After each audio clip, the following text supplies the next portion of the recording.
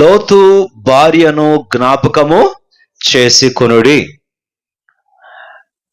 లోతు జీవితము మనము పరిశీలనగా చూస్తే అబ్రహాముకు బంధువు అవుతాడు.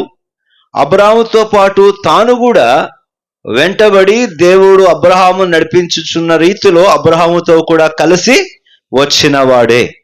అయితే మధ్యలో అబ్రహామును విడిచి తాను వేరే సొదొమ గొమొర్రా అనే ప్రాంతాలకు పోయి అక్కడ తాను స్థిరపడాడు. అక్కడ తన కాలాన్ని గడిపాడు.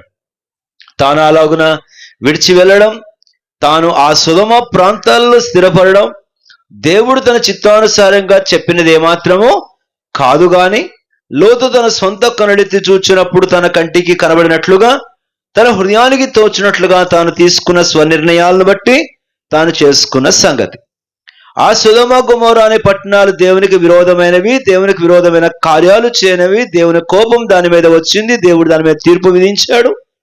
ఆ తీర్పు కాలములో తన కొరకై, ఈ లోతు కొరకై అబ్రహాము ప్రార్థించినట్లుగా దేవుడు అబ్రహాముని బట్టి లోతును జ్ఞాపకము చేసుకున్నాడు. అయితే ఈ సందర్భం అంతటిలో నీతిమంతుడైన లోతు అని లోతును గురించి కొత్త నిబంధనలో పేతురు మాట్లాడాడు. పేతురు ఏం మాట్లాడాడు?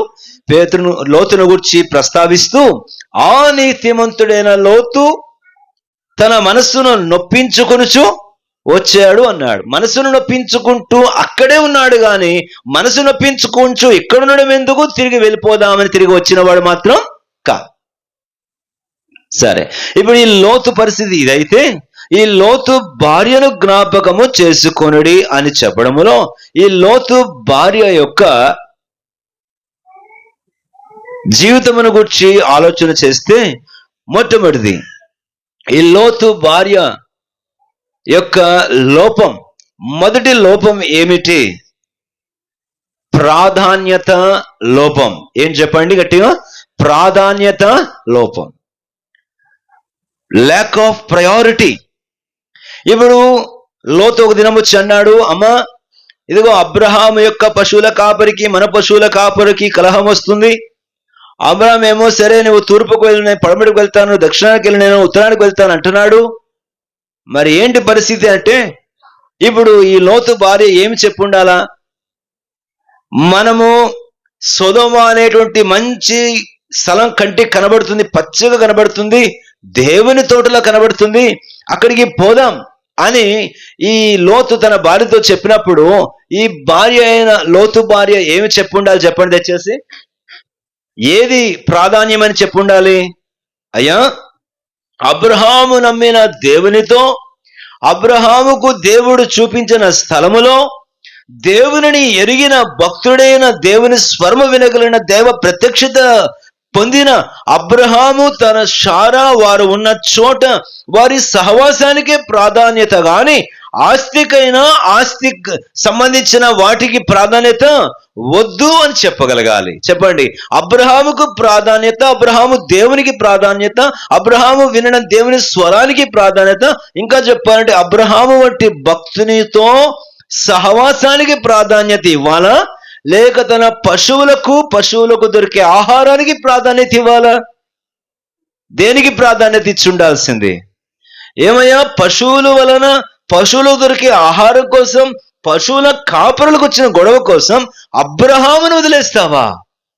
దైవ వాగ్దానం పొందినవాడు, దైవ నిబంధన కలిగిన వాడు, దైవ స్వరం వినగలిగిన వాడు, దేవుని చిత్తాన్ని చేస్తున్నవాడు, మహిమాస్వరూపైన దేవుని కనుగొన్నవాడు, వాగ్దాన నిబంధనలు కలిగినటువంటి అబ్రహాముతో సహవాసము ప్రాధాన్యమైనదా, లేక మనము కలిగిన ఇది ఈ పశు సంపద లేకపోతే పశువుల కాపరులు ఇది ప్రాధాన్యమైనదా?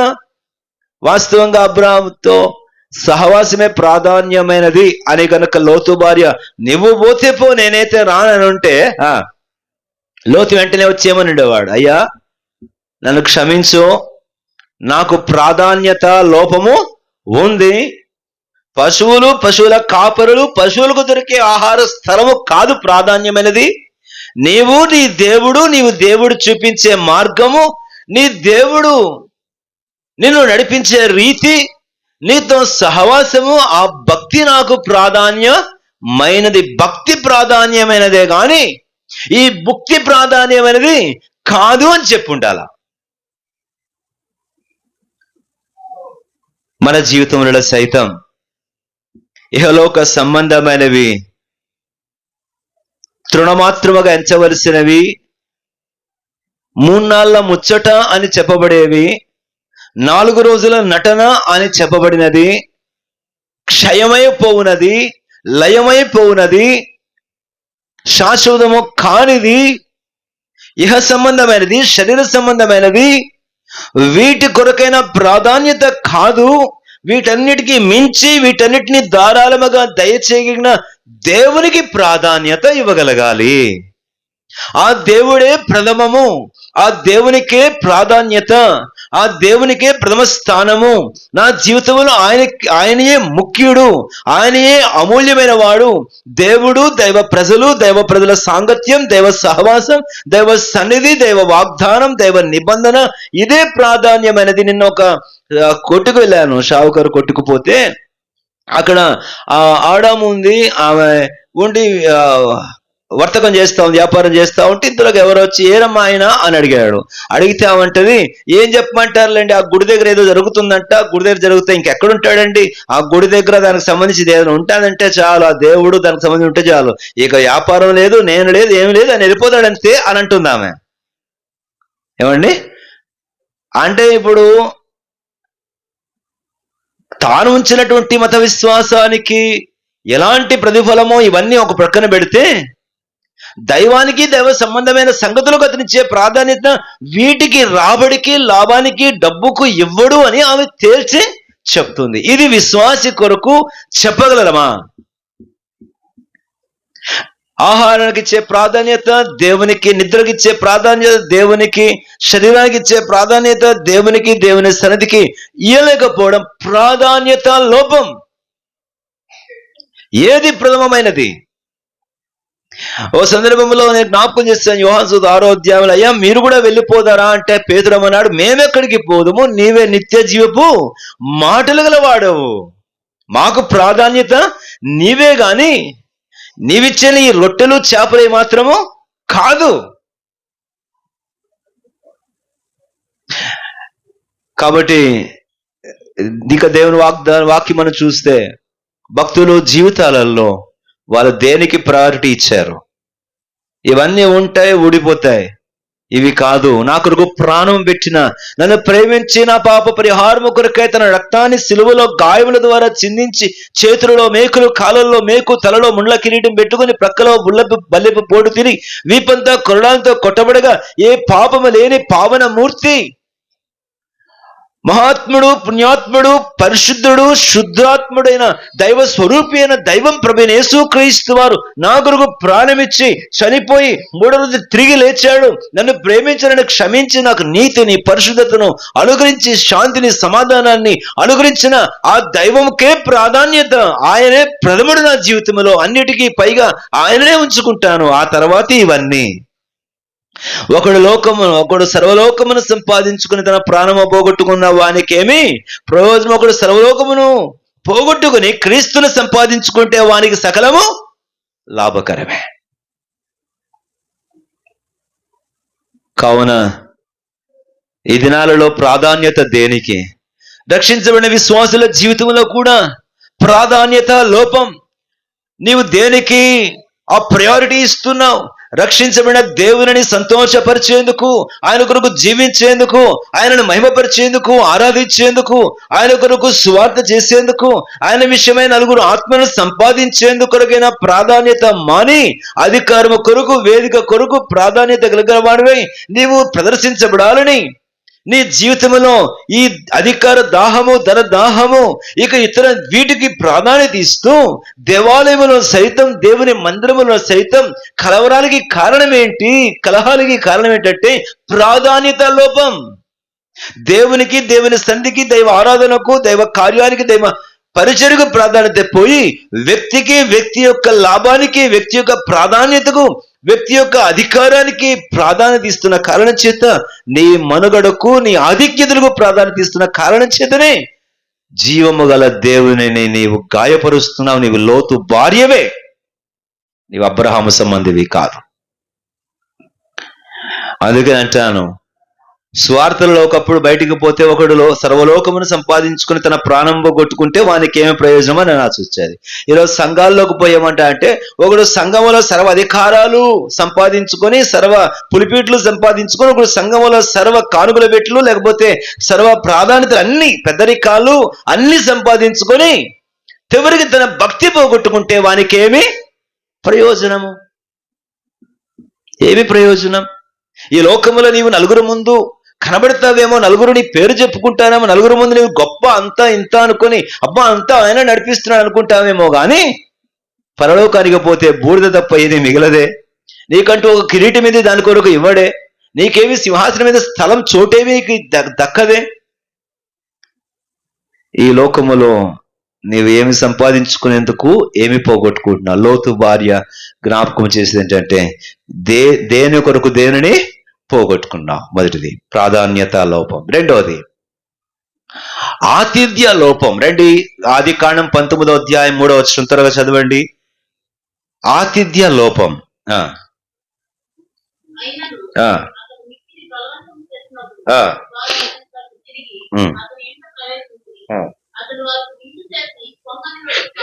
గమనించి, అతడు వారికి విందు చేసి. ఆదికాండం 18వ అధ్యాయంలో 6వ వచనంలో గమనించండి, 18:6. అబ్రహాము గుడారములోనున్న శారా యొద్దకు త్వరగా వెళ్ళి. అక్కడ అబ్రహాము భార్య ఆతిథ్యంలో కనబడుతుంది, ఇక్కడ లోతు భార్య ఆతిథ్యం వరుసలో కనబడడం లేదే. అవునా అండి? శారాకు చెప్తే శారా లోపలికి పోయి నువ్వు పోమ్మా, నువ్వు త్వరపడి తొందరగా పలానా చేసి పిండి పిసికి రొట్టెలు చేయమని చెప్తే వెంటనే అక్కడ ఆ భార్య కనబడింది. ఇక్కడ నేను అంటాను, ఒకవేళ ముందు 18వ అధ్యాయంలో అబ్రహాము దగ్గరకు వచ్చిన 3 దూతలు అక్కడ శారా చేసినటువంటి ఆతిథ్యాన్ని బట్టి పోతా నీ భార్య అయిన శారే ఎక్కడా అని చెప్పి పిలిచి ఆమెకు ఒక వాగ్దానం ఇచ్చి పోయారు. ఒక ఈనాము, ఒక కానుక ఇచ్చి పోయారు. అమ్మ మీదకి ఈ సంవత్సరానికి నీకు ఒక కుమారుడు కలుగునని చెప్పి పోయారు. ఎందుకంటే అక్కడ ఆమె పాత్ర ఉంది గనుక, ఆమె కూడా అక్కడ లెక్కలోనికి వచ్చింది గనుక, ఆ ఆతిథ్యములో ఆమె పాత్ర ఉంది గనుక. ఇప్పుడు అబ్రాహ్మణ్ అల్ల ఏమయ్యా 3 మానికల మెత్తని పిండి తెచ్చి పిసికి రొట్టెలు చేయమంటావు, ఓ మానిక చాలదు ఆగు ఊరికే దాన్ని పోయేలందరిని పిలిచి పెడతానంటే ఎట్టగా కుదురుతుందిలే కానీ ఏమండి అన్నది ఏమైనా? ఆయన 3 మానికలంటే ఏమో గొప్ప ఎక్కువ వేసిద్దే కానీ ఏమో తక్కువ వేసే రకం కాదే. ఎంత కష్టపడిందో, ఏం చేసిందో అంత చేసింది, సిద్ధం చేసింది. అంతే, ఇంకేం చేసింది అంటే అండి, పశువుల మందుకు పోతాడు, దూడని తీసుకొని వచ్చాడు, పనివాడికి అప్పగిస్తే సిద్ధపరిచాడు. చదమ్మా.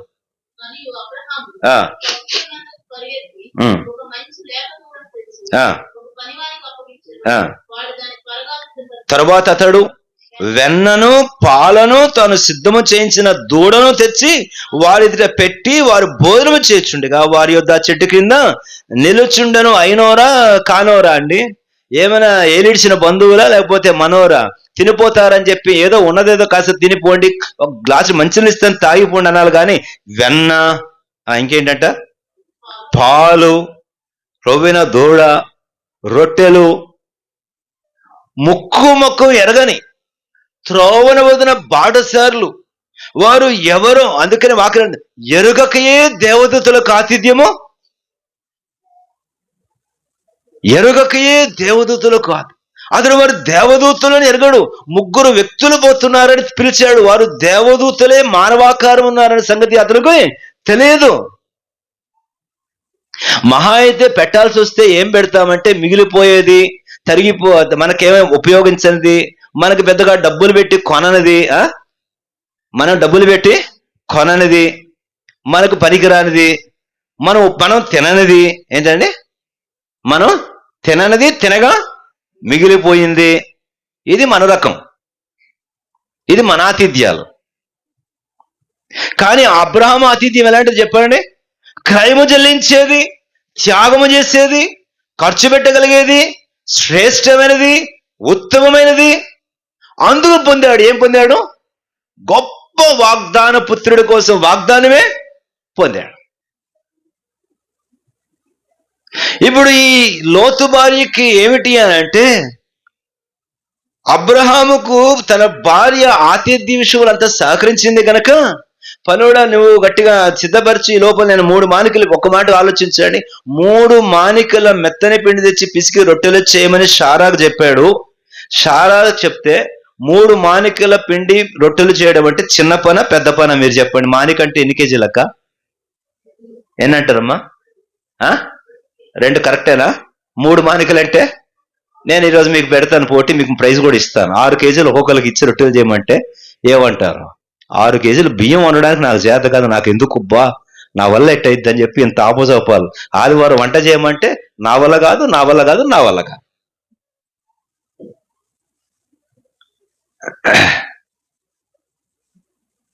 మూడు మానికల పిండి తీసుకొచ్చి రొట్టెలు చేయడం అంటే, షారా నాకు తెలుసు అంటాను. ఏమయ్యా, వచ్చిన వాళ్ళు ఎవరో ఏంటో, ఎందుకు ఇంత ప్రేమ? ఏదో కొంచెం నీళ్ళిచ్చి పంపించు, ఇంత చేయాలా?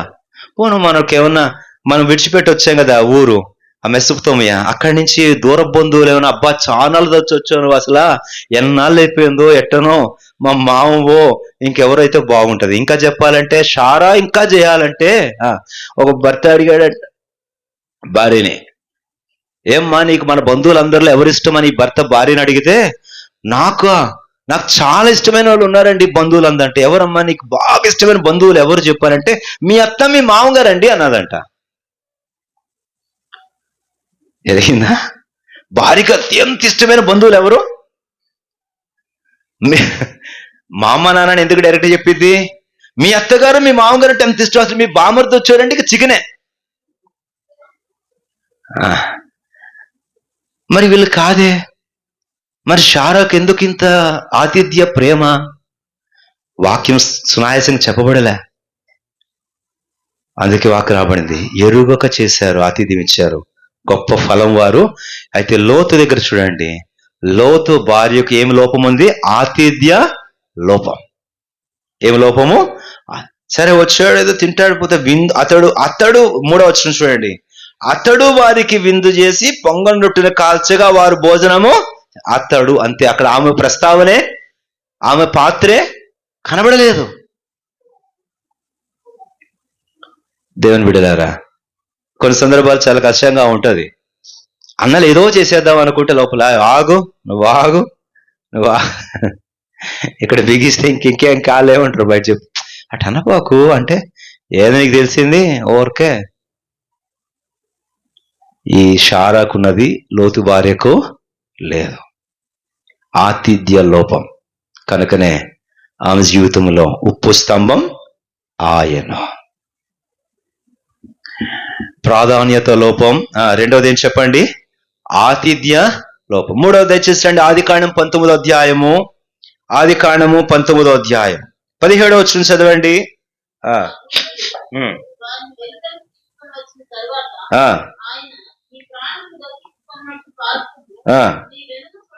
నీ వెనుక చూడకము,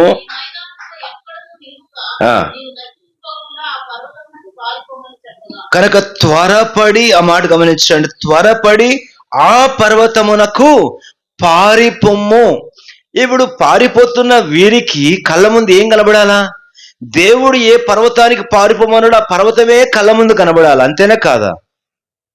ఇదిగో ఫలానా దగ్గరికి పరిగెత్తుకొని అక్కడ పోతేనే, ఆ స్పాట్కి పోతేనే నువ్వు కాపాడబడతావు. ఆ స్పాట్కి, ఆ ఏరియాకి పోకపోతే కాపాడబడవంటే తన కన్నులన్నీ ఎక్కడుండాలా?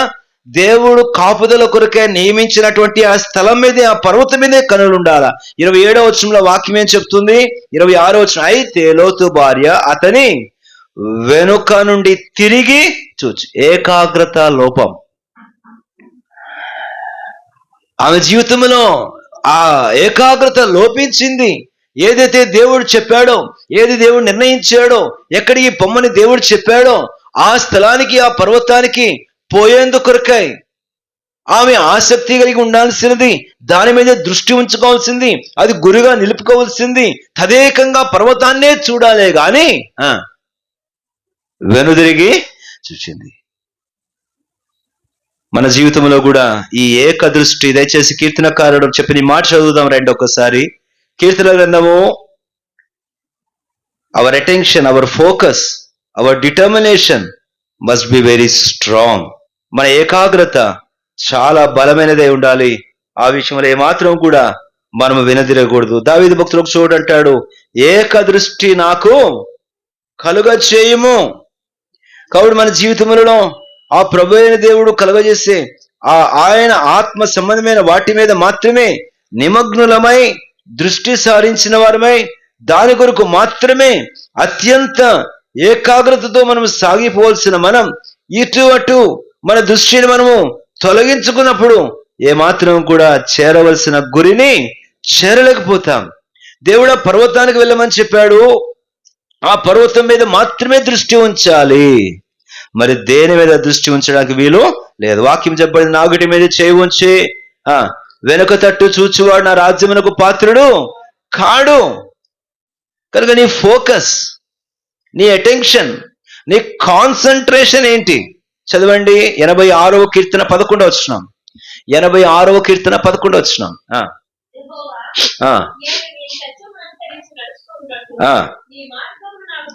గమనించండి అన్నమాట. తర్వాత నా హృదయమునకు ఏకదృష్టి, నా హృదయమునకు ఏకదృష్టి కలగచేయము. పాత రోజుల్లో ఏదో పురాణాల్లో కథ చెప్తారు. ఆ గురువు గారంట విలువిద్య నేర్పించి ఏమండి ఏకలవ్యుడా ఏమో అన్ని నేర్పించి శిష్యులందరూ నుంచోబెట్టి ఆ చెట్టు చూపించి చెట్టు మీద ఏం కనబడుతుందా అన్నానంట. ఒకడేమో ఏమండి ఏం పేరు, నాకు పేరు గుర్తులేవులేండి, మా నాన్న చెప్తుంటాడు ఇవన్నీ, ఆయన చదువుకున్నాడు కనుక. ఎవరో చెప్తున్నారు, దర్శనం గారా, ఏకలవ్యుడా, తప్పైతే మీ దగ్గరికి వస్తాను మళ్ళా. కాదు, సరే. ఒకడేమో చెట్టు కనబడుతుంది, ఒకడేమో ఆకులు కనబడుతున్నాయి, ఒకడు అది ఇది. చివరికి ఒకడు అన్నాడంట, నాకు పిట్ట గుండె కనబడుతుంది అన్నాడంట. చేతిలో విల్లును బాణం పట్టుకున్నవాడికి ఏం కనబడాలా? నీ గురి కనబడాలా. చుట్టూ ఉన్నవి ఎందుకు నీకు? విశ్వాసవై క్రైస్తవుడివై రక్షించబడి ప్రభు దగ్గరకు వచ్చిన తర్వాత నీ యొక్క దృష్టి, నీ ఏకాగ్రత, నీ హృదయం నిమగ్నత, నీ కేంద్రీకరించవలసినటువంటి నీ యొక్క దృష్టి అంతా కూడా క్రీస్తుపై, క్రీస్తు తత్వముపై, క్రీస్తు మాటలపై, పరలోకముపై, పైనున్న వాటి మీద మాత్రమే నీ దృష్టి ఉంచవలసి ఉన్నది. కానీ ఐహిక విచారము, ధనమోసము, లోకము, దాని సంబంధమైన వ్యామోహముల మీద నీ దృష్టించడానికి వీలు లేదు. ఆ ఏకదృష్టి, ఏకాగ్రత దైవికమైన సంగతుల మీద కలిగి ఉండకపోయిన కారణం చేత చాలా బాధాకరం ఏంటంటే దేవునిపై, దేవుని కార్యాలపై, దేవుడు అనుగ్రహించిన వాటిపై, దేవుని కొరకు చేయవలసిన వాటిపై, దేవుని సంతోషపరచవలసిన వాటి మీద ఏకదృష్టి కలిగి వాటి కొరకు ప్రాకులాడాల్సిన పరిస్థితులలో ఎందుకు నెమ్మది లేదు, ఎందుకు సుఖము లేదు, ఎందుకు ప్రశాంతత లేదు, ఎందుకు అంతరంగంలో నిమ్మలం లేదు, నిబ్బరము లేదు అని అంటే ఆయన మీద నిలపవలసిన ఏకదృష్టి కోల్పోయింది. మన దృష్టి అంతా కూడా ఇతరుల మీదకి మరలిపోయింది, ఇతరుల మీదకి మళ్ళీపోయింది. ఓసారి బస్ స్టాండ్ నిలబడ్డాను, చాలా మంది నిలబడి ఉన్నారు. చాలా అది చిన్న పల్లెటూరు. ఆ బస్ స్టాండ్లు అంతా కూడా కుక్కలు తిరుగుతానే ఉన్నాయి. అక్కడ దూరంగా నిల్చొని ఉన్నాను. ఇంతలో ఒక సహోదరి, సాధారణంగా స్త్రీలకు వచ్చే పరిస్థితులు అనుకోండి, నన్ను క్షమించాలి చెప్తూ ఉంటాను ఎప్పుడు. ఆ సహోదరి అక్కడ నిల్చొని ఉంది. ఇంతలోగా మరొక ఆమె పట్టుచీర కట్టుకొని వచ్చింది. ఆ పట్టుచీర కట్టుకొని వచ్చిన ఆమెని ఈమె నుంచొని ఇట్లా చూస్తా ఉంది. అంతే. ఇంకా ఏంటి ఏం చూస్తున్నాను, చూసానే కానీ ఎంతసేపు మార్చదేంటి, కొంచెం మరి మనకు కూడా ఆతుంది, ఏం మార్చదేంటి అట్ట చూస్తుంది. ఆమె పట్టుచీర ఇక ముఖం ఎలా పెట్టాను, నన్ను మిగతా వాళ్ళు చూసుకుంటే ఏమనుకుంటారు కూడా మనకు అనవసరం. ఇంకా ఇక నోరు ఎలా పెట్టే కల్లెట్టు, ముఖంలో ఇలా రాసినట్టు మ్యాటర్ ఇక్కడ రాసినట్టే కనబడతాను అనమాట ఫేస్ మీద చూస్తా ఉంది. ఇంతలోకి నేను గమనించాను ఏంటంటే ఒక కుక్క ఈమె చీర మీద పాసిపోతుంది కాలు ఎత్తి. నేను గట్టిగా అరిసా అనమాట, ఏమండి ఏమండి మీ చీర పాడు చేస్తుంది అన్నట్టు. ఇప్పుడు నాకు ఈ పెద్ద సత్యం ఏమన్నా పాఠం సత్యమే నేర్చుకోవాలంటే మనము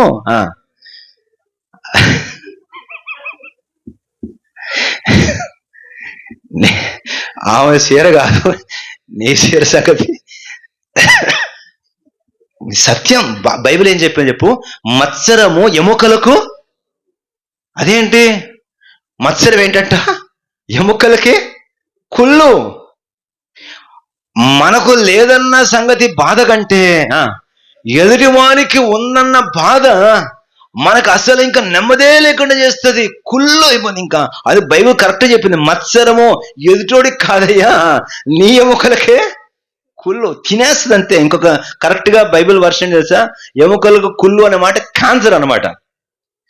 దేంతో పోల్చాడు? కాబట్టి అసూయ మత్సరము ఇదంతా కూడా మనల్నే తినేస్తుంది. ఇప్పుడు ఈ లోతు భార్యకు లేనిది ఏమిటి అంటే ఏకాగ్రత లేదు, ఏక దృష్టి లేదు. ఆ పర్వతమునకు పారిపోము అని దేవుడు చెప్పినప్పుడు మిగతా ఒకవేళ పిల్లలు ఏమన్నా ఇటు తిరుగుతుంటే చూస్తుంటే, భర్త ఏమైనా చూస్తుంటే అటు ఇటు చూడబాకండి, వెనక తిరిగి చూడబాకండి, వెనకాల ఏమైతే కానివ్వండి కాలిపోనియండి, పొంది మన ప్రాణాలు గుప్పెట్లు పెట్టుకుందాం. మన కోసం దూతలు వచ్చి మన చేయి పట్టుకొని బయటికి లాగి తప్పించారంటే అమ్మో దేవుడు కాళ్ళ మీద పడాలా, అంతకంటే ఏం కావాలి, పోతే పోని ఎన్ని పోతే పోని, మన దృష్టి అంతా కూడా ఆ పర్వతం మీదే పెట్టుకుందాం అని వారిని కూడా త్వరపెట్టి వారి ఏకాగ్రతను కూడా రాబట్టాల్సిన తానే వెనుదిరిగి చూసి. నా ప్రియమైన సహోదరుడ సహోదరి, నువ్వు వేటి మీద దృష్టించాలో ఒక్కసారి ఆలోచించుకో. వేటి మీద దృష్టించి నష్టపోతున్నావో కూడా పరిగణలోకి తీసుకో. అది నీ కుటుంబంలోనైనా, ఆత్మీయంగానైనా, సంఘములోనైనా దేని మీద దృష్టి ఉంచాలి? ఏది నాకు ఆత్మీయ క్షేమాభివృద్ధికరము, ఏది నాకు ఆత్మీయమైన మేలు, ఏది నాకు ఆత్మీయమైన ఆశీర్వాదకరము, దాని మీద మాత్రమే నేను దృష్టి ఉంచుతా, ఇతరమైన సంగతి నేను విడిచిపెడతా. ఓసారి నన్ను సైకిల్కి మైక్ కట్టు సువార్తకు వెళ్దామన్నారు. పద్దాక నాకే చెప్తారా, నేనే కట్టాలా, ఇంకెవరు కట్టరా అన్నట్టు నేను విసుక్కుంటూ కట్టాను. ఆ 2 బాకాలు ఆ పైపుకేసి ఆ పైపుని సైకిల్ మధ్యలో రాడ్డుకేసి కట్టాను. సైకిల్ నడుచుకుంటూ పోతా ఉన్నాం, సువార్త పాటలు పాడుతూ ఉన్నారు. బలమైన గాలికి పైపు ఏమైంది, ఆ బోర్లో గాలి తగిలినప్పుడు ఖచ్చితంగా పక్కకి ఇటు ఉండాల్సినటువంటి ఆ మైకు గాలికి ఎప్పుడో ఇటు తిరిగిపోయింది. గోడలకు ఆ స్వరమంతా తగులుకొని రీసౌండ్ వస్తూ ఉంటే ఆవిడ వెనకాల నుంచి మా నాయన ఒక్కటి చరిసి, నీ దృష్టి దీని మీద పెట్టురా, సైకిల్ నడిపిస్తున్నా దీని మీద పెట్టు దృష్టి అని అన్నాడు. ఇప్పుడు మన జీవితంలో పాఠం ఏంటంటే, చాలా ఉదాహరణలు మీకు జ్ఞాపకం చేయొచ్చు. పేతురు మునిగిపోవడానికి కారణం ఏంటి? తన ముందున్న యేసును చూడక గాలి మీదకి దృష్టి మరలింది. నీ చుట్టూ ఉన్న పరిస్థితుల మీద నీ దృష్టి మరల్చొద్దు. నీ చుట్టూ ఉన్న అభ్యంతరాల మీద, ఆటంకాల మీద, నీ చుట్టూ ఉన్న శత్రువుల మీద దృష్టి మరల్చొద్దు. నీ ముందున్నటువంటి క్రీస్తును నీవు గురిగా కలిగి ఉండు. నీ కళ్ళు ఆయనే గురిగా కలిగి ఉండు. ఆయనను, ఆయన లేఖనాన్ని మాత్రమే నీవు కలిగి ఉండు. దయచేసి చదవండి కీర్తన 16:8 ఎవరైనా త్వరగా గట్టిగా. కీర్తన 16:8 తర్వాత వెళ్ళిపోదాం.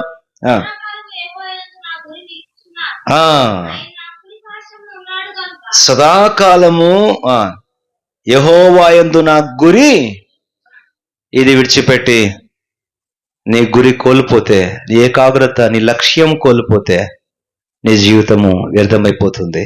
జాగ్రత్త. నీ ఏకాగ్రత, నీ దృష్టి, నీ నిమగ్నం, నీ హృదయపు ధ్యాస దేని మీద? ఈ లోకములో ఇతరత్ర సంగతులను దృష్టించి మనస్కరించి దైవికమైన వాటి మీద నిలపోల్సిన ఏకాగ్రత, ఏకదృష్టి కోల్పోయి ఉంటే ఈ మధ్యాహ్నం ప్రభు దగ్గర క్షమాపణ అడుగు. తిరిగి రండి. 4వదిగా ఆదికాండం 19వ అధ్యాయము. ఆదికాండం 19వ అధ్యాయం. లోతు భార్యను జ్ఞాపకము చేసుకొనుడి. ఈ లోతు భార్యను జ్ఞాపకం చేసుకున్న పరిస్థితులలో ఇక్కడ 4వది చేయండి. 19వ అధ్యాయము 14వ వచనము చదవండి. లోతు బయటకు వెళ్ళి తన కుమార్తెలను పెండ్లాడనయ్యున్న తన అల్లులతో మాటలాడి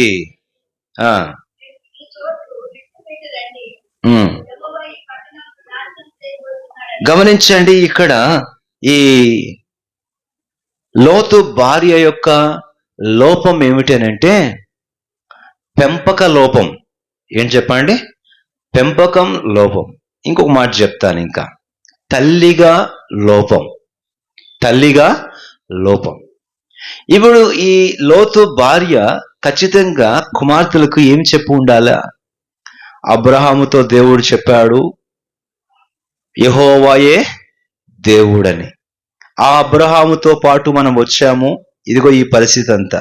కాబట్టి కుమార్తెలారా, మీరు మీ ప్రవర్తన, మీ సాంగత్యాలు, మీ సంబంధాలు ఇవన్నీ కూడా ఏమిటి, ఎలాగుండాలి అనే సంగతి ఇదంతా కూడా ఎవరి మీద మోపబడుతుంది? ఎవరి మీద మోపబడుతుంది బాధ్యత చెప్పండి? ఖచ్చితంగా లోతు భార్య మీదే.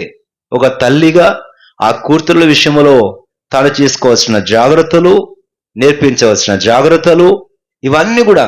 ఇప్పుడు ఈ కుమార్తెల విషయం తర్వాత జరిగిన సంగతులన్నిటిని బట్టి చూడగా ఈ వీటన్నిటి సంగ్రహంగా మనం చూస్తే ఆమె జీవితంలో ఎంపిక లోపం.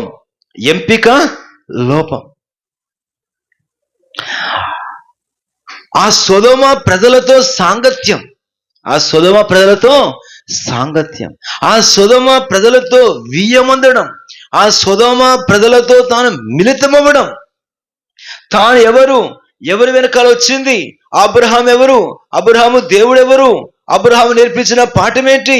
అబ్రహాము విడిచి వచ్చిన రీతి ఏంటి? అబ్రహాము త్యాగం ఏంటి? అబ్రహాము యొక్క ప్రత్యేకత ఏంటి? ఇవన్నీ చూచినా వినినా ఎరిగినప్పటికీ కూడా తన జీవితంలో ఆ ప్రత్యేకత కాపాడుకోకుండా, ఆ ప్రత్యేకత తను నిరూపించుకోకుండా తన సమ్మిళితమైన దుస్సాంగత్యము వలన లోతు భార్య నష్టమును కుటుంబంలోకి తెచ్చుకుంది. కనుక గృహిణిగా ఓటమి పాలైంది, తల్లిగా తాను ఓటమి పాలైంది, విశ్వాసిగా ఓటమి పాలైంది. కనుక తన ప్రాణమును కాపాడుకోలేకపోవడానికి, తప్పించుకోలేకపోవడానికి కారణం, ఉప్పు స్తంభంగా నిలబడిపోవడానికి కారణం అయిపోయింది. కావున దేవుని బిడ్డలారా, జాగ్రత్త కలిగి ఉందాం. ఈ లోతు భార్యను జ్ఞాపకము చేసుకో. నీ ఎంపికలో లోపం.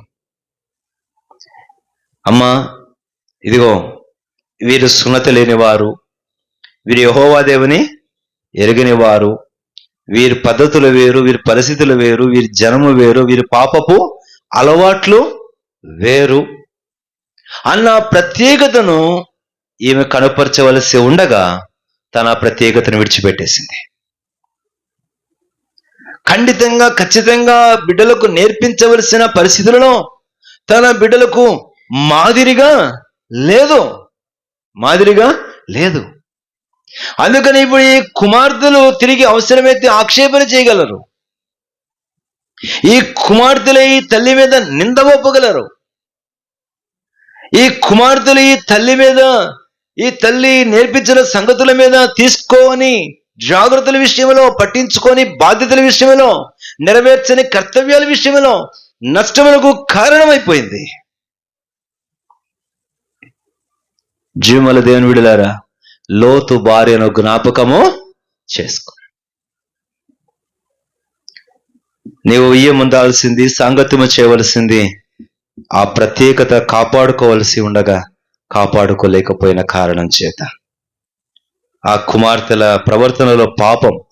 నేను ఎందుకు ఈ మాట అంటున్నాను అంటే, ఈ కుమార్తెలు అంతటి పాపం చేయడానికి, అంతటి పాపమని కొడిగట్టడానికి ఎక్కడ నేర్చుకున్నారు ఈ పాపపు చేష్టలన్నీ అని అంటే, ఆ సొదొమ ప్రజల యొక్క పాపములేవి. ఆ సొదొమ ప్రజల అంతటి పాపాత్మలు. మీరు ఎరుగుదురు కదా, అక్కడ మనం చూస్తాం వారు ఎలాంటి వారంట, ఆ పురుషులను మేము కూడాలి వారిని బయటకు తీసుకునిరా అన్నారు. అంటే ఆ సొదొమ ప్రజల కామ వికార చేష్టలని పేతురు కూడా అక్కడ స్పష్టంగా ఉదహరించాడు. అదే చేష్టలు ఈ కుమార్తెలలోని కూడా రావడానికి కారణం అదిగో ఆ నీతిమంతుడైన లోతు అని లోతుని గురించి రాబడింది. లోతు భార్యను జ్ఞాపకము చేసుకొని నేను లోతు భార్యను గురించేమో హెచ్చరిక చేశాడు. మానవుడు కాదు, దేవుడే. లోతు కోసం ప్రస్తావించినప్పుడేమో నీతిమంతుడైన లోతు అన్నాడు. లోతు భార్య కోసం ప్రస్తావించినప్పుడు జ్ఞాపకము తస్మాత్ జాగ్రత్త, గుర్తు చేసుకొని జాగ్రత్తగా ఉండండి అంటున్నాడు. ఈమె దేనికి మాదిరి అయిపోయిందో చూడండి. ఇప్పుడు ఏమి సాక్ష్యం మిగిల్చిందో చూడండి. కాబట్టి ఇది 4వది జ్ఞాపకం చేస్తున్నా. ఇంకొక మాట మీకు జ్ఞాపకం చేస్తే 5వదిగా, ఈ లోతు భార్య తన జీవితంలో ఎంత భయంకరమైన పరిస్థితి అనంటే, తాను పరిగెత్తుతూ ఉంది. ఈ యొక్క వచనం చదువుకున్నాం, రండి ప్రార్థన చేసుకుందాం. దేవుడేమో త్వరపడి అని అంటున్నాడు.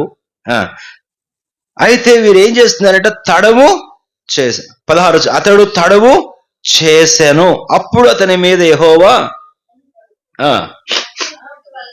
ఈ ఊరి దోష శిక్షలో నశించబోని నీ భార్యను ఇక్కడనున్న నీ 2 కుమార్తెలను తీసుకొని రమ్ము, అతడు తడవు చేశాను. ఎందుకు తడవైందో చెప్పండి. అల్లుళ్ళేమో రాలేదు, వాళ్ళు ఏం చేశారు? ఎగతాళి చేశారు. అంటే లోతు భార్య, లోతు కుమార్తెలు కలిగిన ఈ విశ్వాసాన్ని ఈ దూతలు చెప్పిన సంగతిని వారు విన్నప్పుడు వారు ఏ బ్యాచ్ అయ్యారు చెప్పండి? ఎగతాళి చేసే బ్యాచ్ అయ్యారు. దేవుడా, దేవదూతలా, ఇలా చెప్పాడా, భలే చెప్పాడు అని దైవికమైన సంగతులను గురించి, దైవ ప్రత్యక్షతలను గురించి ఎగతాళి చేయు ఆత్మీయత లేని వారితో తన కుమార్తెలకు. కాబట్టి ఇప్పుడు తడువు చేయడానికి కారణమైంది.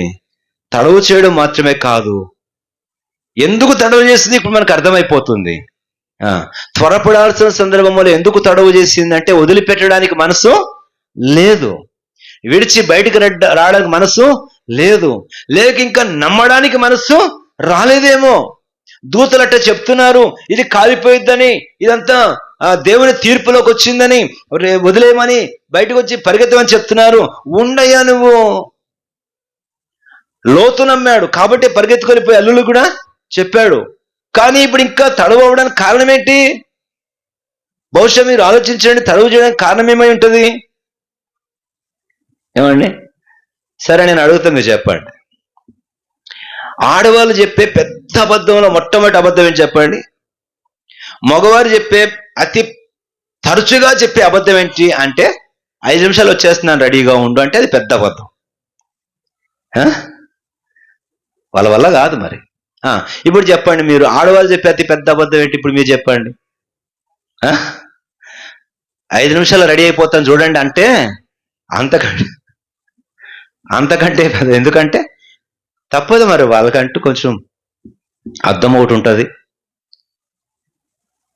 ఇప్పుడు ఈమె తడవు చేయడానికి కారణం, ఈ ఆలస్యానికి కారణం అవిశ్వాసం అనాలా, సోమర్తనం అనాలా, నిర్లక్ష్యం అనాలా, ఇదంతా కూడా కారణంగా ఇంకా దేవదూతలు లోపలికి చేపెట్టి లాగి బయటికి వేయడానికి కారణం. ఇప్పుడు నేను అంటాను, ఈమె వెనక తిరిగి చూసింది కాబట్టి, అసలు వదిలిపెట్టడానికి మనస్సు రాలేదు కాబట్టి ఇప్పుడు ఏమంటే అసలు నేను వదిలేదాన్నే కాదు, నేను వదిలి రావడానికి ఇష్టమే పడడం లేదు, ఇక దూతలు చేపెట్టి లాగారు కాబట్టి బయటకు వచ్చి పరిగెడుతున్నారు, కానీ నా మనస్సు మాత్రం ఇంకా అక్కడే ఉంది.